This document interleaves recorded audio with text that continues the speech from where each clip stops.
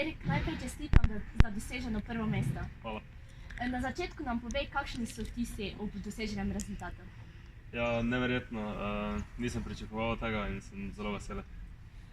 Zdaj pa nam povej, kako je potekala vsa debata, vsa priprava na tekmovanje in podobno.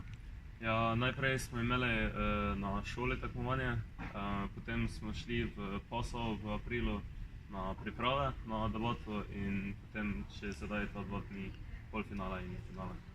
Se pravi, kakšna pa je bila tema zadnje debate, se pravi debate v finalu?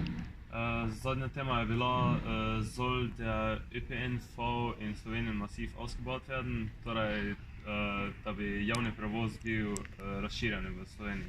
Pa nam lahko še za na konec na kratko v nemščini seveda obnoviš to temo, naprimer argumente za in pa proti? Ja, die Argumente dafür waren, dass nicht alle Menschen den ÖPNV nutzen können. Und ein Argument dagegen war, dass vielleicht die Menschen den öffentlichen Verkehr nicht benutzen würden. Erik, najlepša hvala. Hvala.